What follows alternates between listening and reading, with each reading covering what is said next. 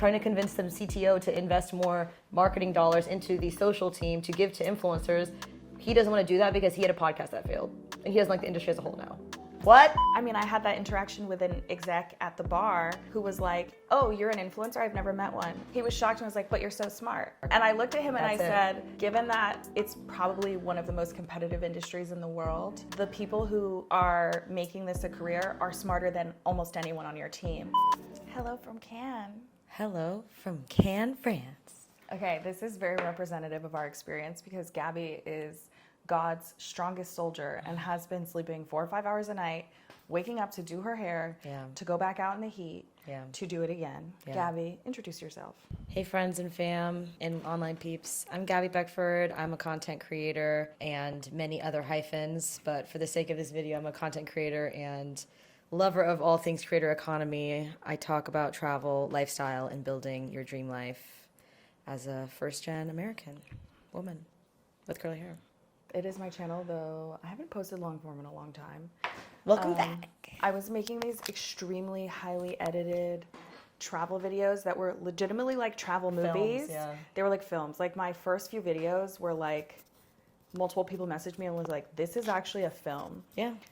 And I hated it. Well, it took all the joy out of travel for me because the amount of footage you need for something like that is ungodly. The girlies who do it, they better than me because it's like 4 a.m. to midnight and you're filming nonstop. So you're having fun with your friends. But for that level of production, you need like 2 cameras set up while you're having fun with your friends. And you're like, hey, can you wear this mic? And it's nice to have on your portfolio, but if you don't love it, you can't do it frequently. So it performed really well. And then I realized that I hated it. And so this is an experiment. And I promised myself I would show up again in long form. And I would show up however I needed to get it done. It's 2:27 p.m. You can hear my voice is a little raspy. It is the last day of Cannes Lions, which is the biggest marketing advertising festival in the world. And a lot of people describe as like the Coachella for advertisers and marketers. We've been here all week. Yeah. As I said, Gabby's the Lord's strongest soldier. I have a different approach because I'm old and ornery and grumpy. But I think we both have had a very successful Cannes Lions. For sure, I would say. Our measurement of success actually might have changed as the days went by and we realized our capacity. I feel like if the question is yes or no, would I come back again? Yes or no, did I get value? The answer is yes, for sure. What do you think was the most successful part of your Cannes Lions? Yeah, that's where I think it might have changed over time. Before I came here, I would have said like to get new brand deals and long-term brand deals because that's just like the core of my business. But I'd say being here, the biggest success I've had is like, you don't know what you don't know. And like, I didn't even know what questions I really wanted to ask until you get exposed to them here. And you're just exposed to so much here. It feels like you get 100 touch points on things that you've been trying to figure out and things that you didn't even know you wanted to figure out here a day. So it's just like speed maxing, you're spamming everything creator economy here. So yeah, my most success has been getting perspective. Yeah. I think my Cannes was very successful, but in a different way. We had different goals. I like working with brands, but to me it's a nice to have. It's not the core part of my business and it's not the core part of my revenue. And because I've been head down building these other aspects of my business, building my subscription and my writing muscle and like writing a book and writing my newsletter and then building out these experiences that I host in real life, I feel like I haven't nurtured brand relationships the way that other creators have because I was like, well, they don't pay my bills. And I was nurturing this direct to audience relationship, which is still to me the most important. Like, I don't get to do this as a job if they decide that they don't want me to, right? Yeah, I mean, same with me. So I said I wanted to come here and I wanted to get FaceTime and I wanted to prioritize smaller spaces, more intimate spaces. I think in a place like Cannes Lions, there's so many people here at all levels, like C-suite and down, that I was like the big mixers and the big parties, like it's gonna be a lot of people trying to swing their dick around and I have the stats, but it's harder to stand out when I haven't been engaging with them in the way that other people have. And so I prioritized networking on a much more intimate level. I had a lot of one-on-one meetings. I managed to finagle invites to more intimate dinners where there were only 2 or 3, maybe 4 creators. And that was really successful. And sitting down with people, it's so interesting, like as this kind of unknown. Yeah. And I had these meetings where yesterday someone was like, in this one-on-one was like, I've heard your name everywhere. And I was like, okay, well, the strategy of put your head down and work, it can be successful, but I still think that they have to see your face. You have to be top of mind, right? Yeah, the relevancy is something that you can't buy. And here, I think that is what Cannes gives you, is like, people can ask you, literally, I think in 3 months from now, we're going to see this unfolding, is like, did I see you at Cannes Lion? Even if we didn't meet them, they'll be like, oh, I heard your name, I saw your face. And that, it holds weight to it as far as relevancy, which is big in this attention economy game that we work in. What would you say is the biggest gap, failure, pain point, like of the conference in general, or of the economy? Just of your experience. Like, I feel like it could be a personal thing. It could be a, my hot take as a creator is that XYZ is missing. But like, this is everybody's Super Bowl, as they say. Yeah. Well, so, okay, they say that 1,000 people, 1,000 creators, not 1,000 people, it's more than 1,000, probably like 10,000 people, 8,000, like swimming in and out this week. I think passes, there's 15,000, like official passes the official programming, but then a bunch of people come for the unofficial programming, for all the auxiliary parties that are off the beach. And we say unofficial, like, when you hear it official, you think of Coachella and there's like a house party. No, unofficial here is the entire beach, like LinkedIn, Meta, like, it's barely unofficial. But when we say unofficial, it just means not Cannes Lion official. But it doesn't mean like smaller or less expensive. It's crazy. So it's like, when I came here, they were like, oh, you don't need a pass, you can go to the unofficial stuff. And I'm like, well, unofficial sounds smaller. No. It just means not Cannes Lion produced. It means it's still huge. So the hole in the gap for me, yeah, I would say that a lot of the brand, so that was my point, is that, like, let's say 1,000 creators came this year. They say 100 came last year and 10 came the year before that. And they said last year was a big adjustment year of like, oh, creators are in the room with us, or like, we're trying to talk about creators and like, there's a creator next to you, and like, that was a shock. This year they expected, I think, a lot more creators than we came, but still I think it hasn't fully caught up. Like, I'll meet a CMO and they're like, oh, so what do you do? And I'm like, oh, I'm a creator. And they're like, they don't have a plan. They're not like, oh, I should connect you with this person, or, oh, like, they have no concept, no awareness, no understanding. Like, yeah. And then honestly, I think it also comes down to interest. They're like, oh, the CMO's intentions here are to meet the other CMOs and to get stakeholder investment, and like, they're on a more strategic business strategy level, where, so I'm a creator, I'm trying to meet with them. They're like, don't talk to me, I'm not on that vibe here. But I'm like, we're at Cannes Lion. You really shouldn't be closed off to any connection you might make, because you never know who's who here. And so I found that a few times, that they'll be super interested in me. They'll be like, oh, come sit over. And I'll say I'm a creator. And then they're like, well, how many followers do you have? And then I'll say my number, like, I'll have 1 million across platforms. And they'll be like, okay, I'm kind of interested. But you can see that they're like, I'm here to impress other big people. And I'm like, so are you open-minded or not? Do you want to talk to creators or not? Do you want to work with creators or not? Like, know what you want. There's a lack of self-awareness, I still think, in not individuals, but like the industry, of like, what do you want? Well, and even, the difference from last year to this year, we've heard from everyone, is that there's so many more creators here, and there's so much more creator programming. It's part of this official kind of push by Lions, the organization. Yeah. And all the panels, people are like, we need to include creators earlier in the process, because they're the experts. Every panel is like, creators are building their own businesses. We're founders. We're founders. But when you have interpersonal interactions with people, I feel like the conversations, some of them were 10 years behind. A lot of them. It was like, I had that interaction with an exec at the bar who was like, oh, you're an influencer? I've never met one. And then he was shocked that after, because we'd had a conversation chatting, waiting for drinks, he was shocked and was like, but you're so smart. And I looked at him. And that is the entire thing. ... But you're so smart, question mark. And I looked at him and I said, given that it's probably one of the most competitive industries in the world, the people who are making this a career are smarter than almost anyone on your team.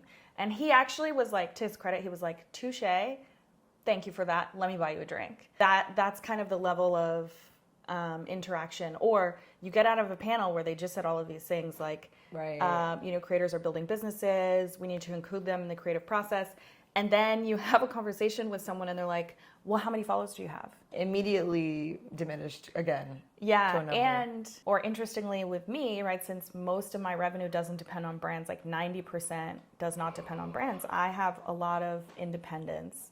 And meeting people who are like, as soon as I say I'm an influencer or a creator, the first thing they do is unsolicited start listing off advice of how I could make more money from brands. And I'm like, oh, I mean, like, I evaluate brands the same way they evaluate me. I say no to 99% of the stuff that comes in my inbox. I don't need them to pay my bills. Yeah. But also, I didn't ask you for that. And like, I'm here as a creator, but also a founder. And so I think there is a significant lack of understanding still in the broader industry about what creators can bring to the table and what they offer. Because the way I view it, right, is you have how many revenue streams, right? Probably You've been like 6. You've been full-time for years. You have figured out a way to build a viable business first. And they talk to you and they're like, have you gone viral? And you're like, oh my God. Yeah, I do think that there's the brand dynamic, like a power dynamic with influencers is like, we hold, like brands feel that they hold all the power, and then if you are chosen by them, you should be grateful. You should be grateful, and you can move forward and you can be successful. And Anela is a great example of like, that's not the game I'm playing. And they're like, what do you mean that's the only game there is? You have no idea what's going on. This is a business, not like this is you're my boss and I am your employee. I am a business, you're a business, and to her point, yeah, I do the same thing. Brands come to me and I'm like, just because I have a bunch of followers or just because you want to work with me doesn't mean I want to work with you. Your terms are crazy. And I mean, that's a great point too. Like the conversations that were had here at Cannes Lion, I agree with. I was on, I think every panel I was on, I was the only creator, which is okay because at least they're bringing creators on stage and like I was representing the creator perspective. But after all of those conversations, I still came home to this laptop and got 2 emails in my inbox that said, hey, we'd love to work with you. Here's the offer, non-negotiable. Yeah, you can't negotiate. It's crazy. I'm a business, by the way. Do not negotiate. And then I went back with their egregious ask and gave them money, like a rate, and they were like, "Oh, yeah, we don't have that much money." And I'm like, "You had that much audacity, so how does that make sense?" Yeah. So the conversations that are actually happening in the real life, even for mid-tier creators, I would say, and then the conversations that I had at Cannes Lion, I was like, they're at least 5 to 10 years apart. And so the theory is great, but this is the reality. It is the reality. And I will say I did have good conversations and meetings, but they were with creator teams. Yeah. So, who of course would get it. Of course they get it. Yeah. And so that, I think that's why I was like, okay, well, my Lines was successful because I got FaceTime, one-on-one time with people who work for companies on their creator marketing teams or PR folks who work on creator campaigns like across, clients. Those folks get it. That's who I was like, I want to connect with. But even like for example, I had a fascinating conversation with another creator who has their own show, but their show is social first. It's built for social. I told them like, well, I crowdfunded for a show last year and I shot it with a production company. I should start releasing like next month. And they were like, oh, are you like thinking about licensing, blah, blah, blah. And I was like, look, I would love to license it somewhere. I would love for it to get distributed and picked up. But also my audience paid for this because they care about it and they decided that they wanted to back me. And so if I treat this project like a stepping stone to get to Netflix, I think I'm missing the point. The point is it should live somewhere where it's accessible to the people who paid for it. I'm going to target and invest in those people for my launch. And so, and this creator agreed, right? Like they've built their own career, basically having their own production studio for themselves.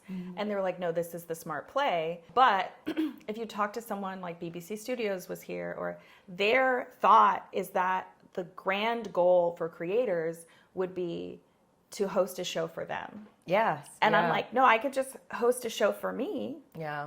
And then I have full creative control. Then we own the IP. Then, I get to show up as my full self. So I still think that disconnect is like, it's very apparent. I didn't even go to the BBC brunch. I chose to go to another creator brunch. And maybe that brand connection doesn't pan out.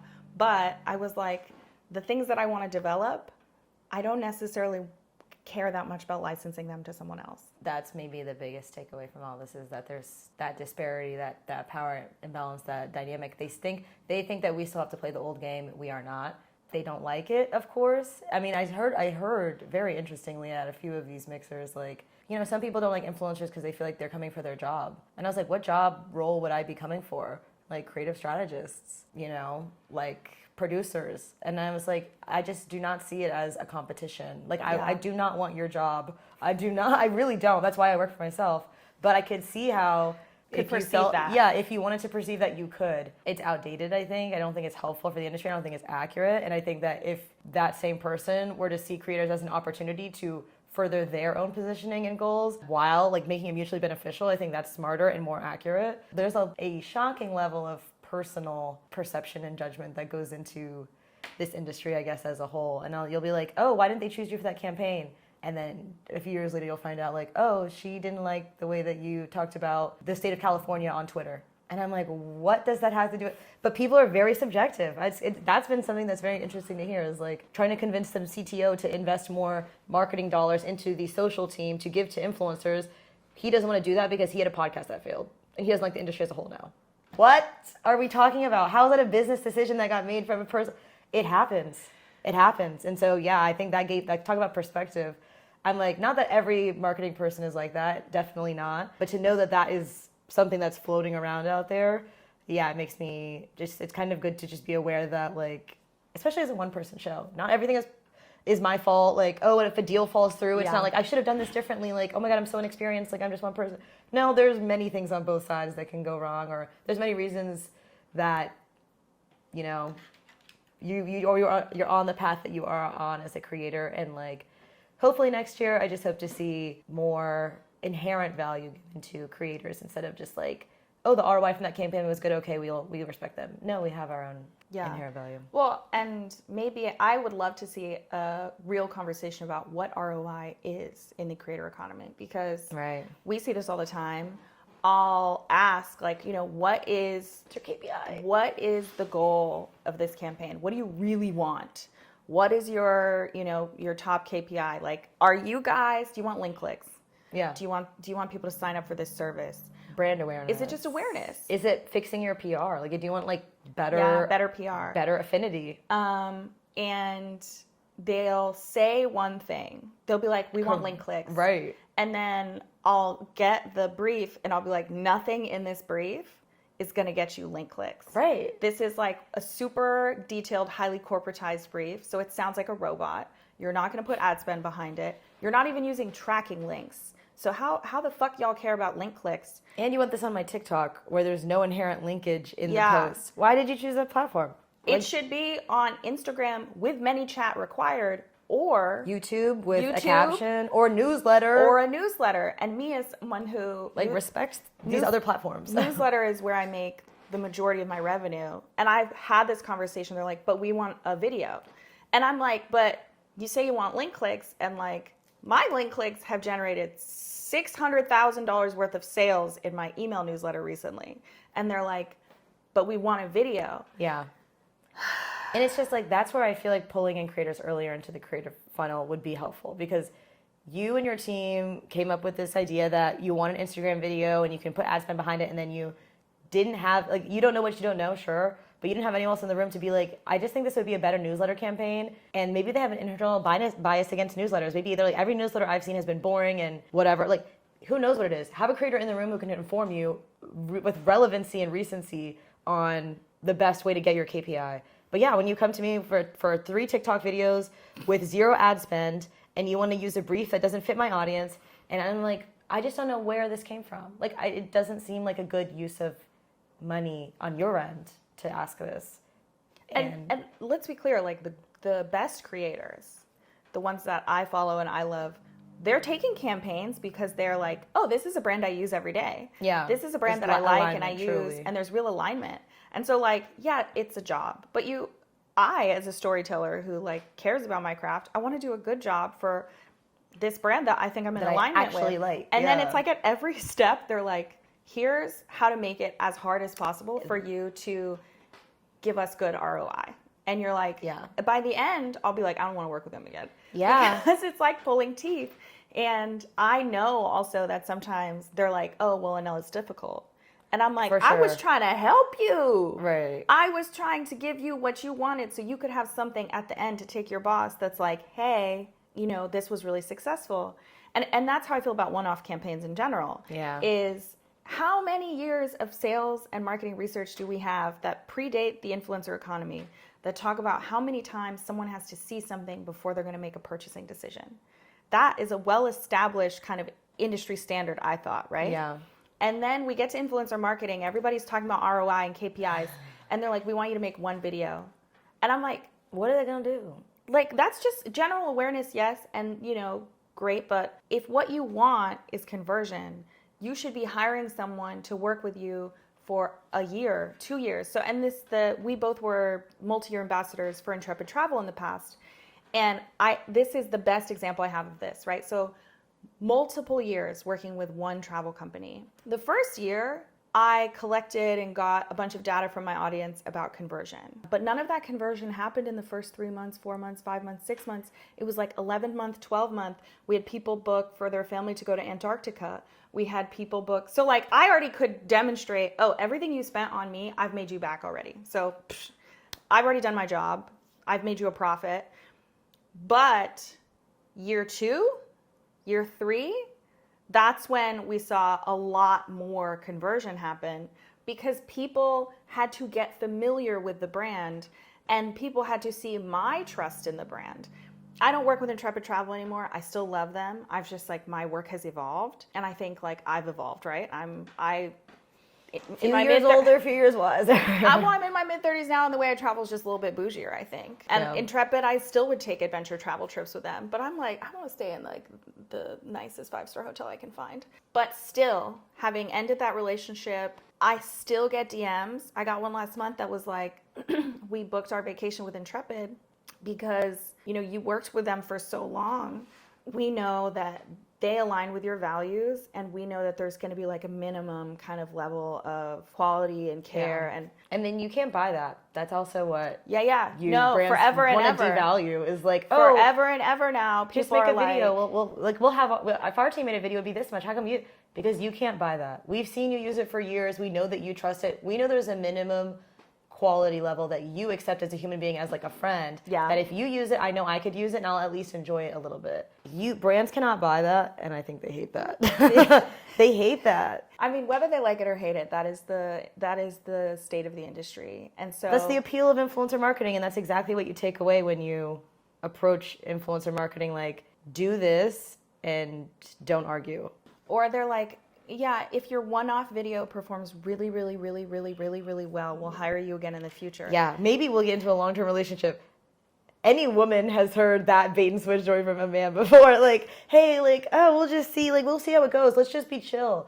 Let's just go with the flow. A brand saying that to me, I'm saying, oh my God. And I'm like, oh, but we do because this is a job. Anyway, my message to brands is you're fucking yourselves over if you're not thinking about influencer marketing in the long term, if you're not thinking about building long-term relationships with creators' audiences, because that's how you're going to get to those audiences. And especially like we're in a society where people lack faith and trust in institutions. Mm-hmm. People really need and rely on personal recommendations.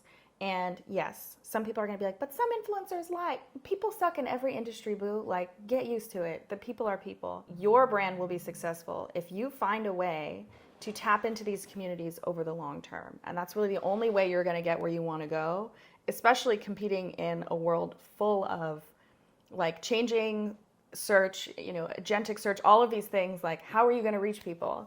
It's not going to be with a one-off video with a 10-page brief.